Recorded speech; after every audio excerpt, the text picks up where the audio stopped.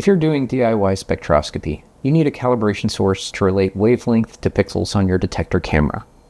If you're doing this for astrospectroscopy or characterizing narrowband filters, you're probably interested in wavelengths around hydrogen alpha or sulfur-2 emission lines, which are all around 650 nanometers.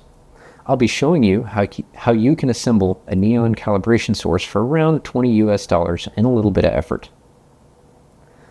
Neon bulbs provide multiple emission lines through much of the visible range spanning 400 to 800 nanometers. To provide a good calibration, you need multiple emission lines in the wavelength region you're interested in, and neon provides a lot of emission lines in this range.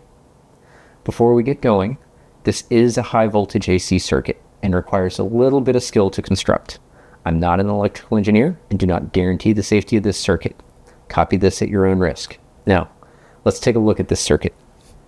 This simple circuit lights a neon bulb using a 12-volt DC source used by most astrophotography setups. We input our 12 volts into a standard 5 by 2.1 millimeter plug to provide that 12-volt DC. The device that converts the DC into a high voltage AC is an inverter, similar to what you would find in professional photography flash. This is that thing that makes the high-pitched sound when the flash is recharging.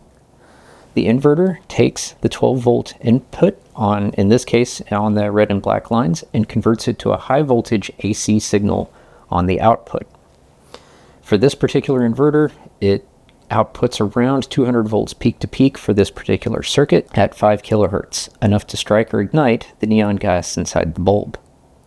This particular inverter, with a link that I'll provide in the description, is intended to be used for electroluminescent strips. Think the glowing lines that you may see in some Tron costumes, and is designed to be safely worn in those costumes. Now, to drive the business end of this circuit, we first have a resistor here that is the current limiting resistance that controls the brightness and exactly how much current is going to go through this system.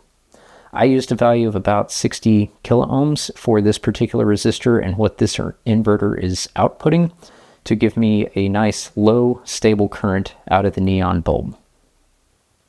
The neon bulb is something you can also find on Amazon with links in the description. That is going to be our calibrated light source.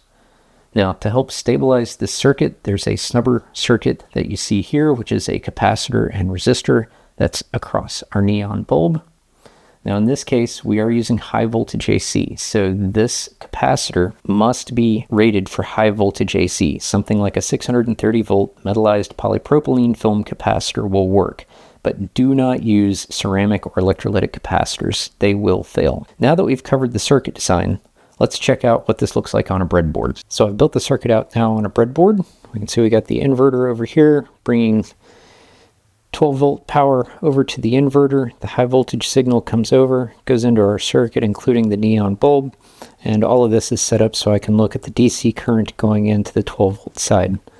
And when we plug in the 12 volt signal, we can see that the bulb illuminates. And up here, we can see the 5 kilohertz signal reporting out that it's at about close to 200 volts peak to peak. So now looking at our multimeter, we see that we're pulling about 50 milliamps, which at 12 volts works out to about 0.6 watts, which shouldn't be any kind of strain on a typical Astro power supply. So we have a successful circuit, and now it's time to get this over into perf-board.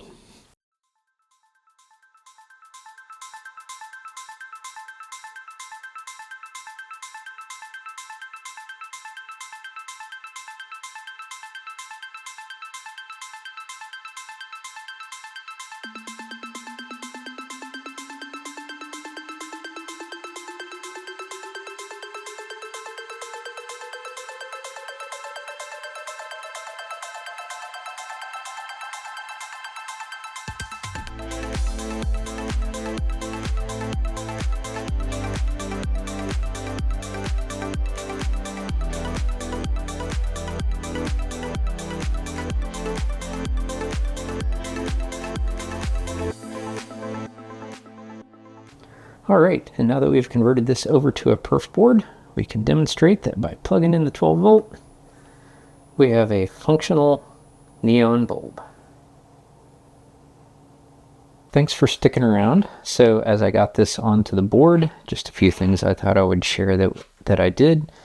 Used screw terminals to pull in that 12 volt DC to make that easy to take in and out as needed. Also used a 2-pin connector to bring the AC back in from the inverter, in addition to making a 3-pin connector for the bulb circuit so that each of these are different and cannot be confused. And lastly, I put on a little 3-pin connector so that bulbs can be removed and replaced if needed. Just keeping those on the outside. And that makes it a bit more user serviceable and safe. All right, that's it. Thanks for your time.